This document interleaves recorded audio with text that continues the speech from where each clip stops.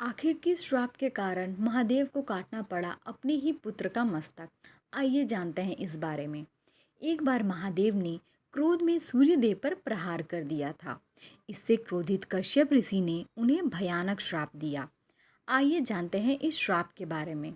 यह कथा तो विदित है कि महादेव भोलेनाथ ने अपने पुत्र गणेश का मस्तक काट दिया था। माता पार्वती की आज्ञा का पालन करते हुए विनायक बालक ने अपने ही पिता शिव शंकर को गुफा में प्रवेश नहीं करने दिया और उनसे युद्ध कर लिया।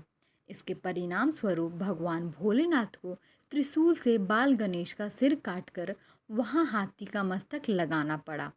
लेकिन भगवान शिव को ऐसा क्यों करना पड़ा, यह कथा बहुत कम लोग ही जानते हैं।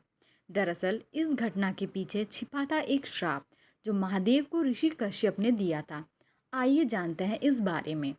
ब्रह्मा वैवर्त पुराण के अनुसार एक बार नारद जी बड़ी ही जिज्ञासु अवस्था में श्री हरि नारायण के पास पहुँचे और विनीत स्वर में बोले, हे प्रभु, वैसे तो आप मेरी मनोस्थिति समझ ही चुके हैं, फिर भी मैं आपसे ये जानना चाहता हूँ कि जो भगवान शंकर पीड़ाहारी है, संसार के कष्टों को दूर करने वाले हैं, उन्होंने क्यों अपने पुत्र गणेश जी के मस्तक को काट दिया।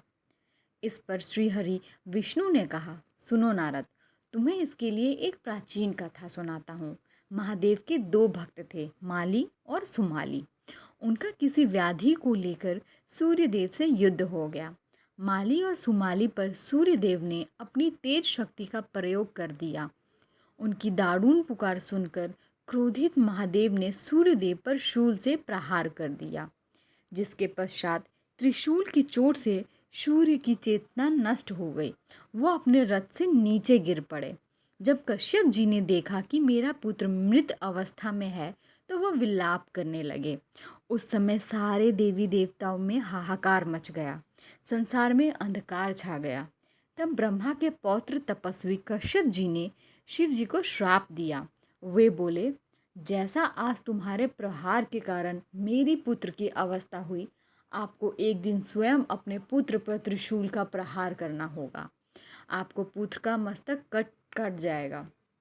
यह सुनकर भोलेनाथ का क्रोध शांत हो गया। उन्होंने सूर्यदेव की चेतना लौटा दी। इसके बाद ऋषि कश्यप अवाक रह गए और क्षमा याचना करने लगे। जब सूर्यदेव को कश्यप जी के श्राप के बारे में पता चला, तो उन्होंने सभी का त्याग करने का निर्णय लिया। यह सुनकर देवताओं की प्रेरणा से भगवान ब्रह्मा सूर्य के पास पहुँचे और उन्होंने उनके काम पर नियुक्त किया। बाद में जैसा कि ऋषि कश्यप का श्राप था, गणपति बालक के विवाद से वैसा ही स्थिति बन गई और महादेव को अपने ही पुत्र का मस्तक काटना पड़ा।